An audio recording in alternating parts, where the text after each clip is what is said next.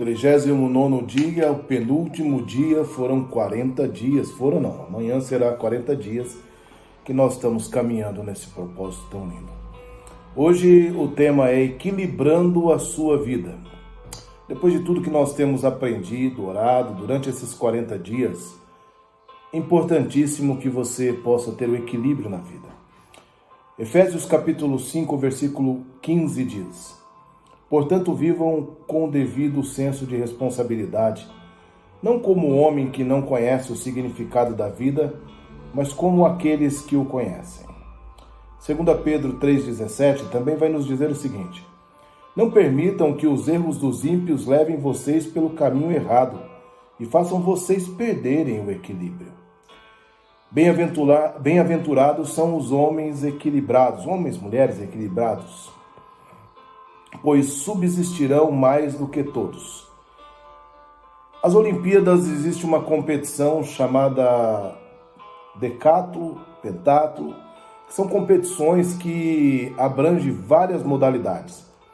E o vencedor não é aquele que vence uma ou outra modalidade, mas aquele que tem uma constância em cada uma das modalidades e soma ponto, fazendo do equilíbrio da competição a chegada final, a somatória de pontos, fazendo com que ele se torne vencedor.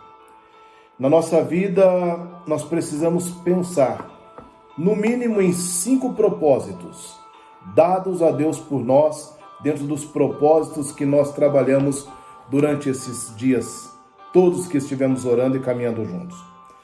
Primeiro, ame a Deus de todo o seu coração, lembrando que você foi planejado para Deus, logo o seu propósito é amar a Deus acima de todas as coisas por meio da adoração.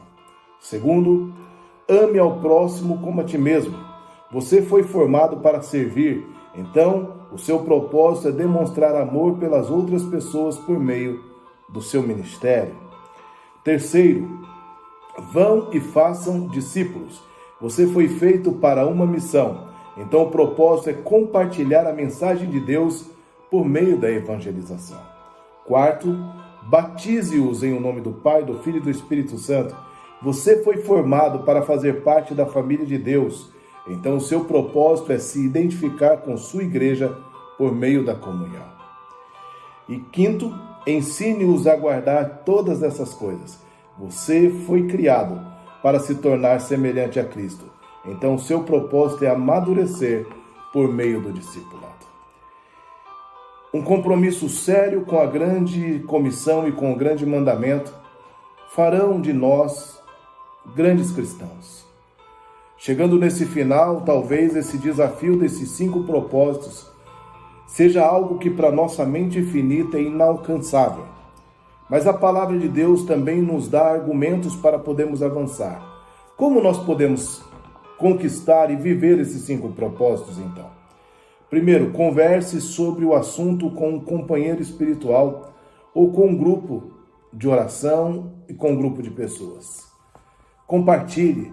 A melhor maneira de assimilar ideias que este livro é discuti-la com outras pessoas, é conversar sobre esses assuntos, é estar vivendo sobre esses assuntos. Não caminhe sozinho. Tenha alguém para caminhar com você. Segunda coisa que você pode fazer: faça em si mesmo uma inspeção espiritual periódica. Eu recomendo que toda semana, quando chegar na sexta-feira à noite, você sente, pegue um caderninho e anote a sua evolução espiritual, o tempo de oração, o tempo que você gastou com Deus. Na verdade, isso se faz necessário todos os dias, mas escolha um dia específico só para fazer essa leitura geral, como foi o teu devocional, como foi o teu tempo de oração, essas coisas. Anote o seu progresso em um diário, mas anote também as suas fraquezas e o seu regresso, onde você falhou, onde você não conseguiu. Sabe, queridos, nós precisamos ter essa consciência, porque às vezes no meio de uma experiência sofrida é que nós vamos aprender bastante. E aí, depois de tudo isso, transmita a outros aquilo que você já sabe. Transmita a outros aquilo que Deus tem colocado. Se você quer continuar crescendo, e a melhor forma de aprender é transmitir o que você já aprendeu. Quando você se esvazia, Deus vai te preenchendo com mais conhecimento. E você precisa lembrar que tudo tem um destino. E o destino é a glória de Deus. Jesus disse ao Pai que havia feito nos últimos 3 anos a preparação dos discípulos para viver para os propósitos de Deus. Este é o papel da igreja. Preparar eu e você para vivermos para a glória de Deus. Eu quero orar com você neste momento. Deus, nós te damos graça e nós entendemos que o Senhor tem nos chamado para algo maior, para algo melhor e sublime do que aquilo que estamos vivendo. Seja a nossa vida, seja o nosso dia a dia para a tua glória. Nos ajuda, Pai, a crescermos na comunhão, na adoração, na evangelização, na proclamação do Evangelho e entendemos que o Senhor é poderoso para nos guardar de tudo aquilo que não provém de Ti. Obrigado por mais esse dia de tempo de oração e de jejum. Nos leva de encontro ao propósito original do Senhor para nós.